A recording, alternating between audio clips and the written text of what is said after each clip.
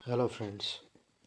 आज हम लोग इग्नू के बीएड कोर्स के ग्रेड्स को मार्क्स में कैसे कन्वर्ट करेंगे इसके बारे में थोड़ा सा जानेंगे। ठीक है। इसके लिए सबसे पहले क्या करना होगा आपको कि अपना जो ग्रेड कार्ड आपको अपडेट हुआ है वो ग्रेड कार्ड आपको अपना अपने सामने रखना होगा। और यहाँ पर कुछ पॉइंट्स और कुछ नंबर्स हैं जो आप देख पा रहे होंगे। जैसे यहाँ पर कुछ मार्क्स लिखे हैं, इन चीज़ों को ऐड करना पड़ेगा। उसके बाद हम अपना रिज़ल्ट निकाल सकते हैं कि आपको कितने सीजीपीए मिले हैं। फाइनल मार्क्स आपको आपके मार्कशीट आने के बाद ही मिलेंगे। तो इसको हम देखते हैं कि ये कैसे हम अपना जो मार्क्स का कन्वर्ज़न है वो करेंगे। जैसे यहाँ पर आप देख रहे हैं heading, IGNOU BEd marks grade marks conversion 2022। देखिए, बीएड में तीन तरह से एग्ज़ाम्स होते हैं। पहला होता है असाइनमेंट, दूसरा होता है टर्म एंड पॉइंट्स यानी जो थ्योरी होती है आपकी, और तीसरा होता है प्रैक्टिकल पॉइंट्स जो आप देख पा रहे हैं। तो देखिए, अब यहाँ पर ग्रेडिंग लिखी हुई है ABCDE, ऐसा आप देख पा रहे हो। तो इन ग्रेड्स का कितना पॉइंट होता है कन्वर्ट करने के बाद, वो यहाँ पर उनके सामने पॉइंट्स लिखा हुआ है। उन पॉइंट्स को देखकर आप अपने मार्क्स को ऐड कर सकते हैं। जैसे असाइनमेंट में अगर आपको ए ग्रेड मिलता है तो उसके 1.50 पॉइंट्स ऐड होते हैं। बी मिलता है तो 1.20, सी मिलता है तो 0.9, डी मिलता है तो 0.6 और ई ग्रेड मिलता है आपको ग्रेड कार्ड में तो 0.3। वैसे ही टर्म एंड के पॉइंट्स हैं। ए आएगा तो 3.5, बी तो 2.8, सी तो 2.1 और डी ग्रेड है तो डी लिखा है तो 1.4 और ई लिखा है तो 0.7। और प्रैक्टिकल में ए आने पर 5 पॉइंट्स, बी आने पर 4, सी आने पर 3 और डी आने पर 2 और ई आने पर 1 पॉइंट्स मिलते हैं। तो आपको समझाने के लिए, थोड़ा और इजी करने के लिए, यहाँ पर मैंने सब्जेक्ट्स के नाम लिख रखे हैं। जैसे आप देख रहे हैं BES 121, 122, 123 ऐसे करके लिखा हुआ है।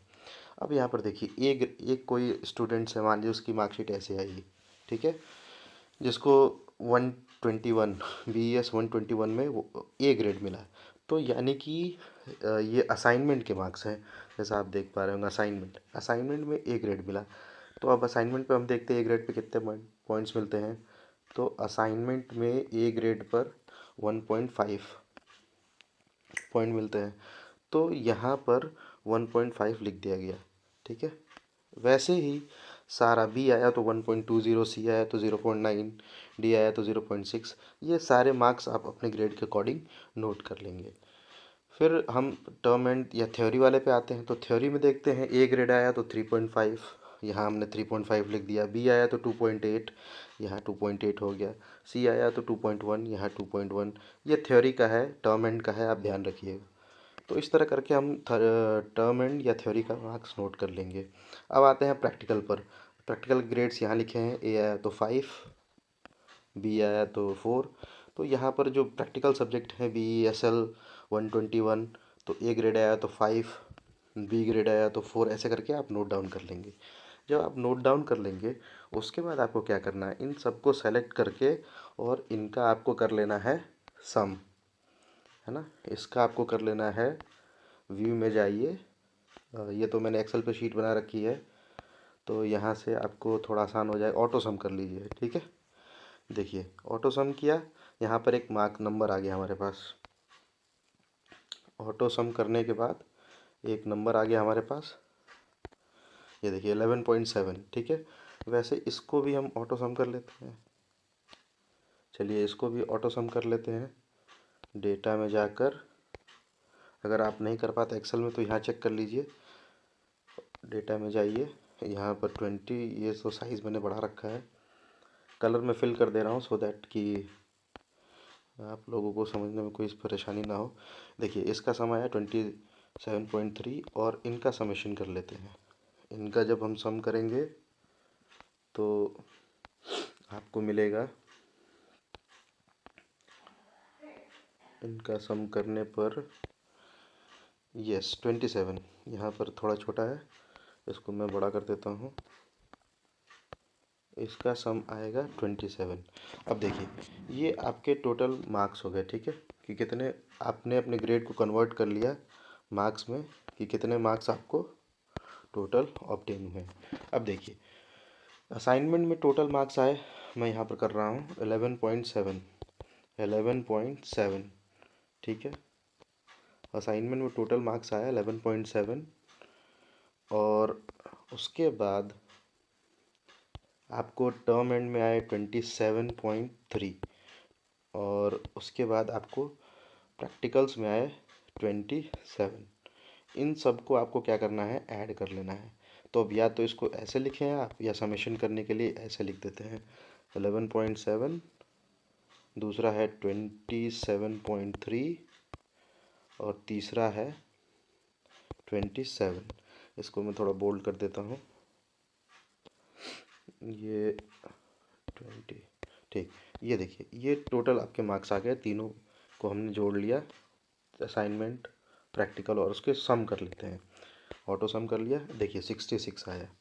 टोटल कितना आया, 66, ठीक है। अब मान लीजिए कोई बच्चा है जिसके टोटल तो देखिए जैसे टोटल आया 66, ठीक है।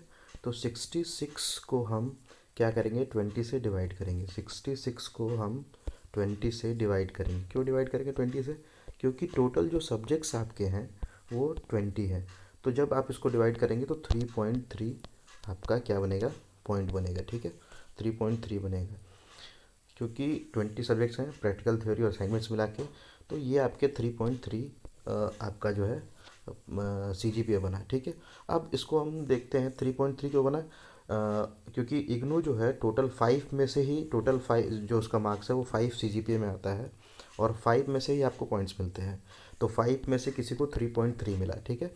अब देखते हैं कि ये 3.3 किसके बराबर है। तो हमारे पास एक कन्वर्जन चार्ट है, जैसा आप देख पा रहे हैं।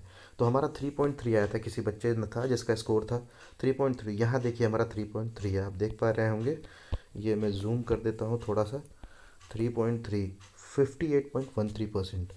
ये कन्वर्जन का चार्ट है, ग्रेड और परसेंटेज, जैसा आप देख पा रहे हो, टेबल फॉर कन्वर्जन। तो इस कन्वर्जन टेबल के थ्रू जितना भी आपका स्कोर आए उसके थ्रू आप अपना परसेंटेज काउंट कर सकते हैं। तो that's all for today. I hope कि आपको ये समझ आया होगा कि आपको कैसे अपना ग्रेड कार्ड को कन्वर्ट करना है, मार्क्स और परसेंटेज पता करना है, और इसमें आपकी हेल्प होगी। Thank you so much.